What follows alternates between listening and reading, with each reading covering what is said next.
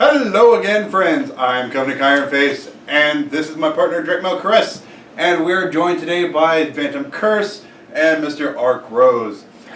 Once again, Warren Theater did not have any movies to see yesterday on Thursday, so we had to watch them today on Friday. And the theater was still fucking barren. Transporter Refueled, another reboot.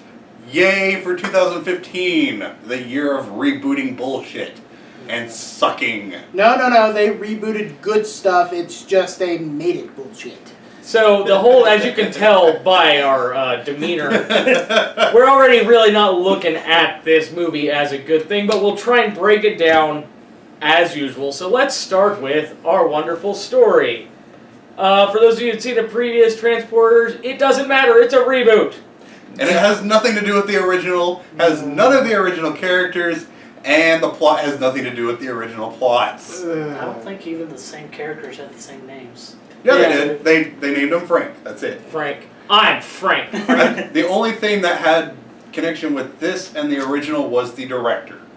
Yes, the same director that made the original Transporter made this piece of shit. Wrong direction. We went from north to Kanye West. Anyways, our story, it seems very similar to start with as the previous ones. You've got your basic transporter guy, no questions asked, just deliver the package, does his job, gets paid. But they tried to kind of blend in an action heist something going on, rather than just the action that the first movies had.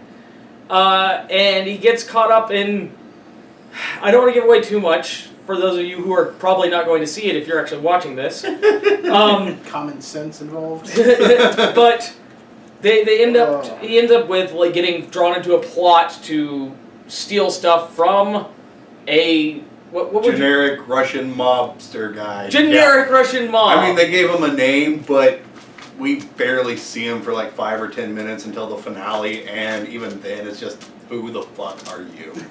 So the story is kind of it just falls flat. I mean, it didn't draw us in. It didn't feel important. We would hope that the characters would have picked up on that, but if we got into the plot holes in this movie, we would be sitting here longer than the movie ran. we would have visited the Grand Canyon. Yeah. That's how big the holes were. It was literally one big canyon. What do you think of the plot?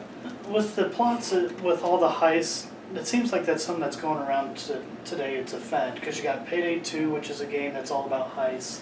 You got the Fast and Furious movies, which are all about heists now. So it seems like it's the fad in movies and in games nowadays. The heist itself was kind of interesting, but the reasons for it and all of the stuff coming in and out and involving the main character just made no fucking sense. This felt like Fast and Furious's retarded brother, slow and slightly angry.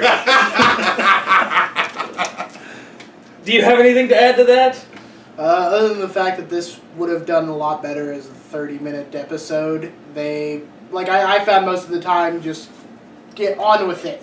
Get on with it! Yeah, near the end of the movie, I was literally just going, please, hurry up, please, hurry up. Let's rein it back in, though. What do we have to say about our characters? The main character, I don't care for his name. I didn't really care. Frank.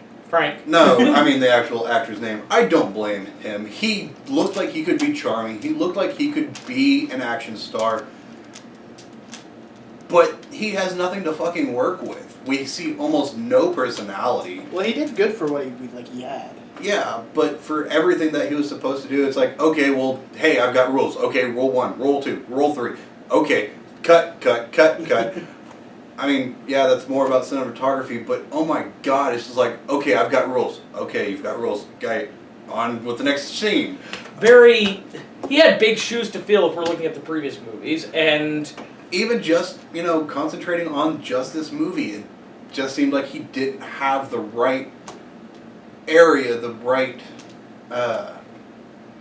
what am I talking about? Atmosphere to really pull it off. And again, I don't blame him. I think he could do a good job. I thought he was a good actor. He was definitely charming. He definitely had action. He definitely could have pulled off a good action movie. But this was not the right one. And like I said, the villains are who the fuck cares. Nobody knows who you are. Nobody really talks about you. I think one of them's name was Yuri. Yeah. Yes, generic Russian mob. Yeah, there's Russian Mob Guy 1, Russian Mob 2. Nobody really cares. We don't really go into their backstories. And they add some crappy connection between them and the transporter. It's like, oh, by the way, we knew each other. Cool, Yeah, I'm going to kick your ass. In the past, with no build-up, all the characters were so carbon copy, just generic people. They even literally, 15 minutes into the movie, had flashbacks to the very first 5 minutes of the movie so that you could realize this was the same guy. Yes, and it's like, oh my god, we've forgotten about that just 20 minutes ago. Oh, thank you, Lord, thank you. In all fairness, they probably should have done that every 15 minutes because I kept forgetting. I They mean, were it's- that forgettable. The movie's 96 minutes, which in America, most movies have to be 90 minutes or longer. So that's probably where that came from. It's like, hey, we need a couple more minutes in the movie. Well, flashbacks to the beginning! Where are we going to put that? At the beginning! At the beginning, yes! So, I mean, Art, besides all the crappy characters, I mean, anything unique that stands out? Do you have anything to add on to that? I like the car. The car was the best character in the film. And it had good direction, too. Circles. Circles. I think with the actor, he was pretty much paid to play a bland character that didn't really have any personality because of the fact that it's a transporter. Even in the old series, he had absolutely no real personality besides, I do this, oh, you pissed me off, I'm going to go after you now. But we'll get into that. We may get into that some other time, but I don't agree. I believe that the original Transporter series, he had personality, and he did good at what he was supposed to be, what you'd call a stoic character. This guy instead was bland. Now, that may not be his fault. I think it was more the director and the writing. And cinematography. Speaking of cinematography, let's go look at that. The only place... Well, what do you have to say? My normal rant. Cut, cut, cut, cut, cut, cut, cut, cut, cut, cut. Super speed. Stop it! No, we wanted it to continue and go faster. Get it over with. Well, okay. The first half of this movie is all about super fast jump cuts. And then the second half is all about super realistic slow-mo, and it's like, hey, we need to really look into this character that nobody cares about. It's just, like I said, at the, speed up. I get done with it. 1 month later. Yeah, as he was just saying, at the end of the movie, spoiler alert, by the way, at the end of the movie, they do a 1 month later. And all of us just go, I think even some other people in the theater were just like, is it over yet? I think the entire theater heard us groaning. It was in unison. This movie brought us together. If for nothing else, we were all thinking the same thing. Please end. I think it was the other 10 people that were in there. The other two, Yeah. There's only like 10 other people. Again, opening night, and the theater Yeah. was barren. There was nobody there. That's It was like their main auditorium too. So this isn't like this is the one where they have like the big balcony, the dinner for two type thing. It was empty. So I have to say, we bring it all down. It had so many problems. I don't think it was worth going to see. Now, for a mindless action flick, you don't have much to expect out of it. We would have liked more. It's not worth opening night admission, but I found a couple of the action shots, the fight scenes, some of the stuff that they actually focused on just the action, was decent. So maybe if it shows up in your dollar theater somewhere, it could be something entertaining to go check out with friends. Sorry. You don't think so? I think this is one of those movies that should have been straight to DVD. Straight to DVD. Well, but it might not even be worth the Netflix price of DVD. exclusive. Netflix exclusive. That would have been nice. This would have been one of those ones that you want to get together with a group of friends on Netflix, And maybe laugh pop at some how bad popcorn, it and is. make fun of the living shit out of it. Well, isn't the TV show exclusive to Netflix? There's a TV show There is a apparently reason too, for which that. is completely not related to the movie. Different brand Yeah. entirely. It was a reboot of the reboot. It was so reboot it had bad CGI. Again, this is another one of those reboots where it had no business being a reboot. If they had just taken what they already had and made a whole new spiel about it, I think it could have come off a lot better. But as a reboot, this movie sucked. As a movie itself, it sucked. I wouldn't recommend watching this movie for any reason. Even, on Netflix. It's definitely a 1-star movie. I was going to say, something we didn't mention, but I did want to throw in, they didn't even get the music very good.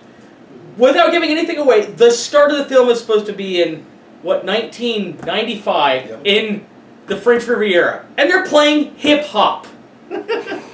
This do not fit! Actually, I want to mention that. There are several times throughout the movie that the music, usually movies use music to tell you the mood of what you're supposed to be listening to. Here's your emotion. And they're blaring it in your face. During several of the, sadder moments, what they try to make sadder moments, and they're like, feel sad! Feel sad! And it wasn't even good. Most of the movie, it felt like it was blaring out of the car radio next door. Yeah, by the way, we didn't stay till the end, so we have no idea if there's anything at the end, but I don't think I we don't care. So, but guys, there could have been something afterward. Nobody cares. Nope. Alright, final recommendations? No? oh No? God, kill it with fire. Definitely no. Burn it with a magnifying glass, send it out to pasture. It's dead. Alright, the next thing we have on our schedule is the Maze Runner 2, The Scorch Trials. And I saw the first one, and I really, really want to see this next one. Because it looks so good. But don't read the books. The books suck, by the way. So we hope to see you all then, and of course, as usual, if you like what you see, go ahead and click on the like. If you want to follow along, click the subscribe down below so you can listen to more of our shenanigans. And we'll see you next time. See ya. Later.